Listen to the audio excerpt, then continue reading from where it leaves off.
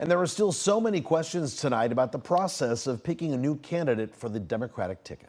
Well, Loyola law professor Jessica Levinson is here now to give us more insight. Thanks again for joining us, Professor. So happy to be here. Well, let's start with this question. Yeah. With President Biden exiting the race, what's the legal process of getting a replacement on the ballot? So essentially, this is a good time for the Democrats in the sense that this is before the convention. And so President Biden is a presumptive nominee. He is not the actual nominee. So the process is there will be now a convention where all of President Biden's pledged delegates are freed. They are free agents. They can decide who they want to vote for. As of tonight, the support is coalescing around Vice President Harris, but we don't know what is going to happen in the coming days.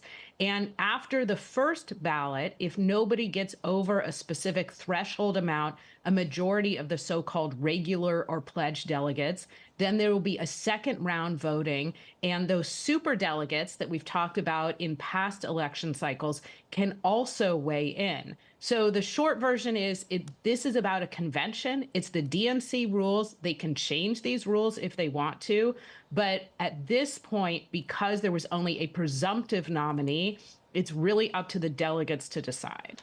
And here's question number 2 for you, Professor. Biden and many other Democrats, we've already heard, seen it on social media, they've endorsed Vice President Harris, and her polling numbers are within that 3% of Trump and basically within the margin of error.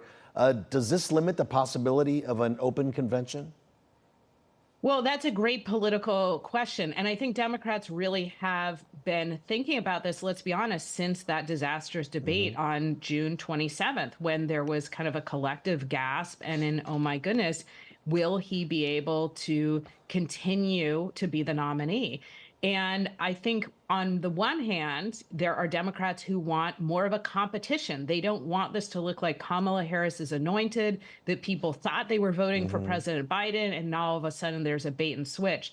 I think on the other hand, you can make the case that we've never had this conversation in late July before, that time is of the essence. There is still time to get on ballots. There's still time to be the nominee. But that for 100 different reasons, it makes sense for Democrats to say, we are just as united as the Republicans. Let's remember we're coming out of the Republican convention and all kind of coalesce around Kamala Harris and her fundraising network that is already a pre-existing network. And from what we understand, Professor, that she's raised almost $50 million today alone, if that's correct. And just a reminder to our viewers, the Democratic convention is August 19th, so right around the corner, really. But if delegates pick a candidate other than Harris, what trouble will they have getting their name on the ballot and running their campaign? Because we know there's early voting, correct? So I think there is still time to get on the ballot. Let's be clear that the person who is the Democratic nominee is slated to speak on August 22nd, and that is very close to the ballot deadline in some states. So it would behoove Democrats not to bump up against a later deadline. When it comes to a different question that you asked me in terms of the troubles, one of the greatest advantages that Kamala Harris has isn't just name recognition, isn't just that in so many ways she's the heir apparent, but there's about $91 million that's sitting in a bank account that was raised by Biden-Harris. And I think the best reading of the federal election law says that she is the only one other than President Biden who can use that money. So for anybody else, they're going to have to fundraise really quickly.